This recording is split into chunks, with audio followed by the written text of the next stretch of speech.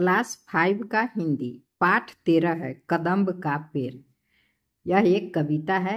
इस कविता के सभी प्रश्नों का उत्तर चलिए बनाते हैं।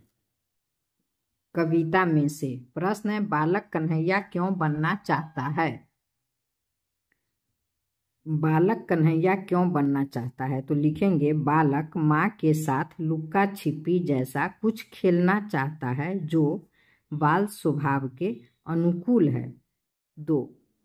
माँ का हृदय व्याकुल क्यों हो जाता है? तो जब किसी माँ का बच्चा उसकी बात नहीं मानता तो माँ का हृदय व्याकुल हो जाता है, जो माँ के हृदय की सहजता है। 3. माँ ईश्वर से क्यों विनती करती है?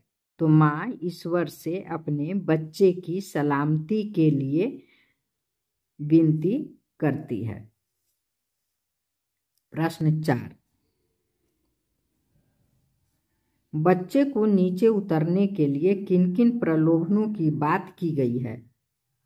तो बच्चे को नीचे उतारने के लिए मिठाई, नए खिलौने, माखन मिश्री, दूध की मलाई इत्यादि देने का प्रलोभन की बात की गई है। 5. बालक किसके साथ और कौन सा खेल खेलना चाहता है?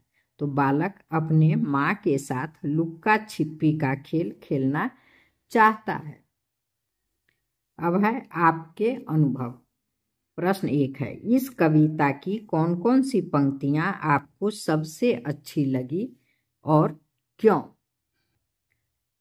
इस कविता में कुछ पंक्तियां मुझे बहुत अच्छी लगी और तुम्हारे फैले आंचल के नीचे छिप जाता पर माँ खुश हो जाती जब अपने मुन्ना राजा को गोदी में ही पाती, क्योंकि इस कविता का उद्देश्य ही है माँ बच्चों के बीच के खेल का एक दृश्य प्रस्तुत करना, जो इन पंक्तियों में स्पष्ट हो जाता है।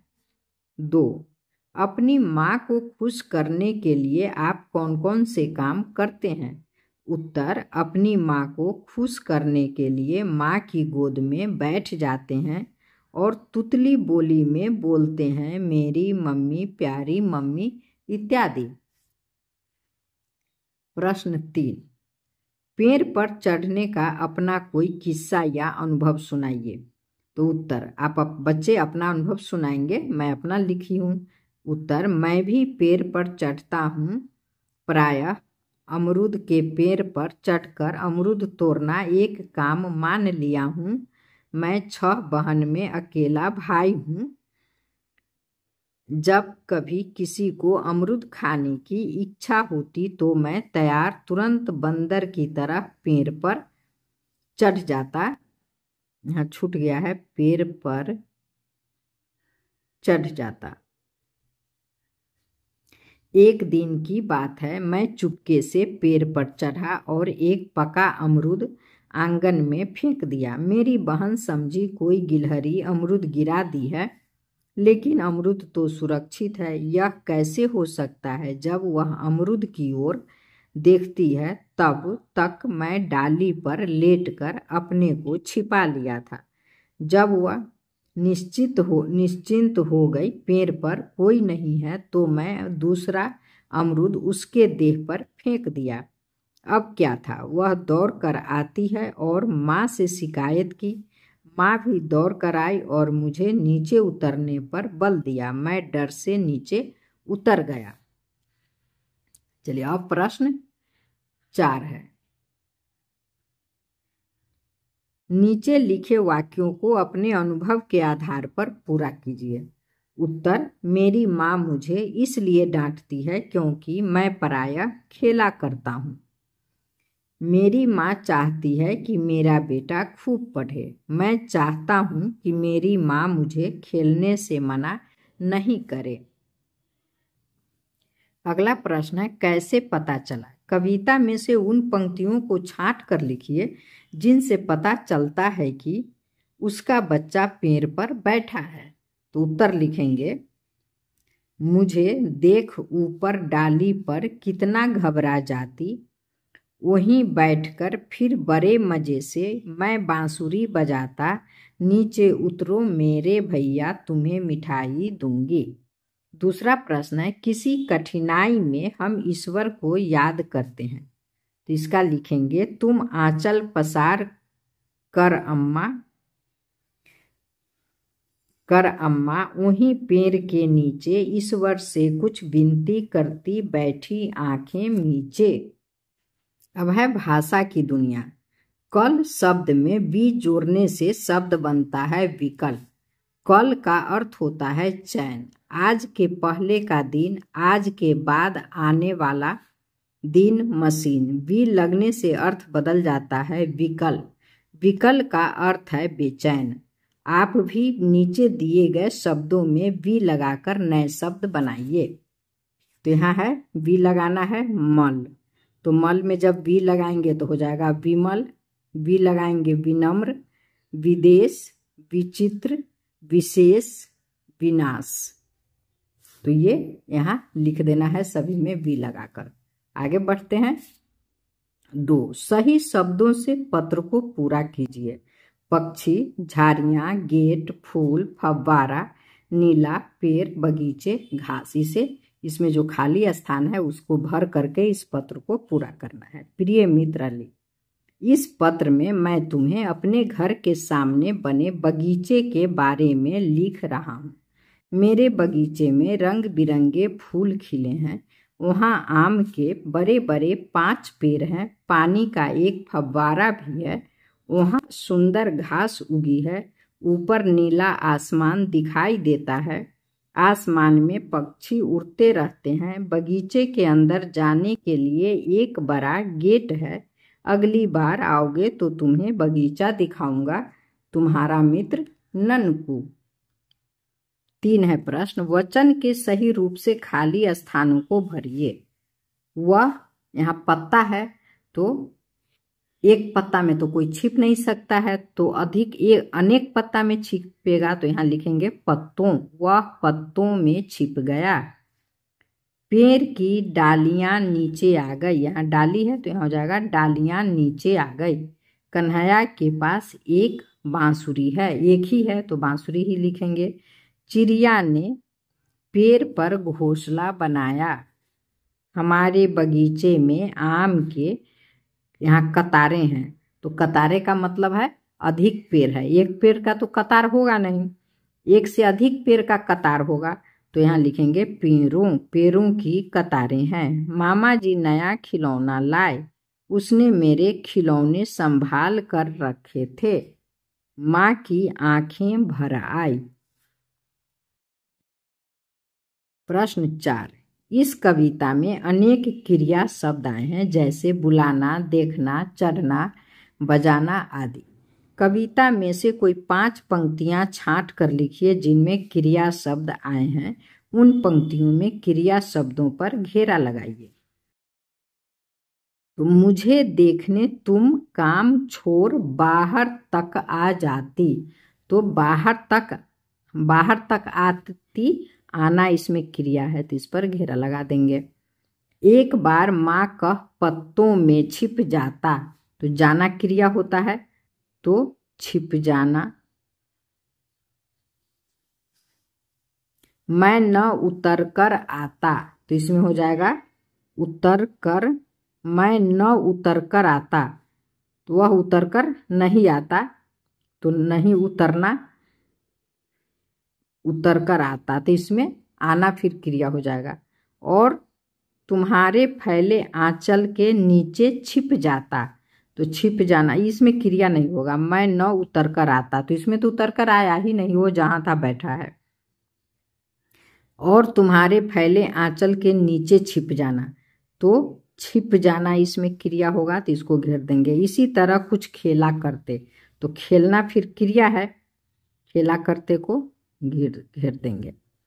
चलिए आगे बढ़ते हैं। कविता में माँ बालक को कई नामों से पुकारती है। मुन्ना, राजा, भैया। आपकी माँ आपको क्या क्या कहकर पुकारती है? तो बौआ, बाबू, नूनू। प्रश्न 6, नीचे दी गई पंक्तियों को ध्यान से पढ़िए। एक बार माँ कह पत्तों में धीरे से छिप जाता, इसी तरह कुछ खेला करते हम तुम धीरे धीरे।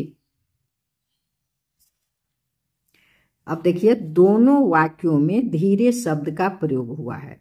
दोनों वाक्यों में धीरे शब्द के अर्थ में क्या अंतर है? पहले वाक्य में धीरे से शब्द का अर्थ है बिना आहट के, जबकि दूसरे वाक्य में धीरे धीरे का अर्थ है आराम से।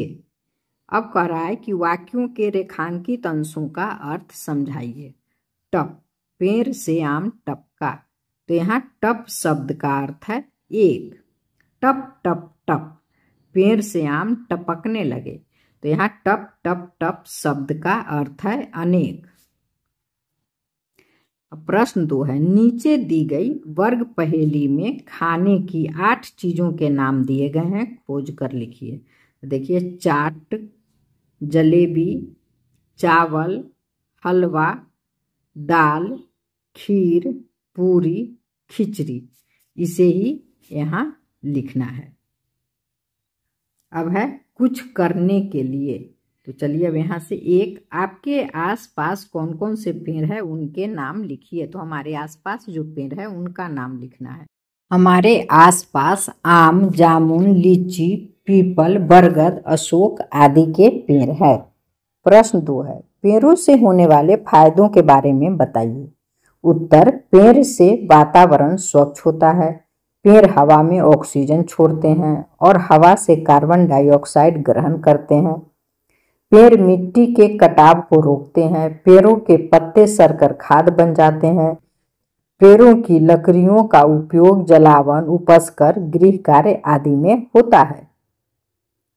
प्रश्न 3, अपने बुजुर्गों से बात करके पता कीजिए कि उनके समय में गांव में पेड़ों की संख्या अधिक थी या आज अधिक है। यदि पेड़ों की संख्या कम हुई है तो उसके क्या कारण है? पेड़ों की संख्या बढ़ाने के उपाय खोजिए। उत्तर, पेड़ों की संख्या पूर्व में अधिक थी, आज कम है। आज पेड़ों को काटकर नगर, गांव में उद्योग आदि लगाए जा रहे हैं। लोग पेड़ों की लकड़ियां बेचकर परिवार का भरण पोषण भी करते हैं। ये ही कारण है कि पेड़ों की संख्या घटती जा रही है। अतः हमें पेड़ों की रक्षा करनी चाहिए। प्रश्न 4, इस कविता को कहानी के रूप में सुनाइए और लिखिए। तो एक बालक यमुना के किनारे स्थित कदम्ब के पेड़ पर बैठ धीरे धीरे कन्हैया बनता है। जब उसकी माँ उसे 2 पैसे वाली एक बांसुरी ले देती है तो वह चुपके चुपके नीची डाली से ऊंचे पर चढ़ गया। फिर वह वहीं बैठ बड़े मजे से, यहाँ गलत लिखा गया है, वे ही है, वहाँ वहीं लिखेंगे, वह पर एकले नहीं लिखेंगे। वहीं बैठ बड़े मजे से बांसुरी बजाने लगा। वह बंसी के स्वर में अम्मा अम्मा कह अपनी माँ को बुलाने लगा। बंसी के धुन को सुनकर उसकी माँ बहुत खुश हो गई और अपने बेटे को बंसी बजाता देखने के लिए अपने सभी काम छोड़कर बाहर आई। बालक उन्हें देख चुप हो गया और एक बार माँ कहकर पत्तों में, यहाँ पत्तों लिखेंगे, गलत है, पत लिखा गया है, पत्तों लिखेंगे, पत्तों में धीरे से छिप गया। उसकी माँ चकित होकर इधर उधर उसको ढूंढने लगी। यहाँ ढूंढी है, ढूंढने लगी, ढूंढने लिखेंगे, ढूंढने लगी, लेकिन वह नहीं मिला। उसकी माँ व्याकुल हो कदम के पेड़ के नीचे तक आ गई। जब वे पत्तों का मरमर स्वर सुन जैसे ही ऊपर आंख उठाई तो अपने बेटा को ऊपर की डाली पर देखकर घबरा गई और बोलने लगी, नीचे आ जाओ, मैं तुम्हें मिठाई दूंगी। प्रश्न 5 है, श्री कृष्ण बचपन में क्या क्या शरारतें करते थे? तो लिखेंगे, श्री कृष्ण बचपन में बहुत शरारती थे। कभी गोपियों की मटकी फोड़ दिया करते थे तो कभी बछड़ों को गायों का पूरा दूध पिला देते थे। उनको मक्खन बहुत ही पसंद था। माता यशोदा कृष्ण को जो मक्खन देती थी उससे उनका मन नहीं भरता था। इसलिए मैया जहाँ भी मक्खन रखती, कृष्ण चुपके से गांव के बच्चों के साथ आकर सारा मक्खन खा जाते थे।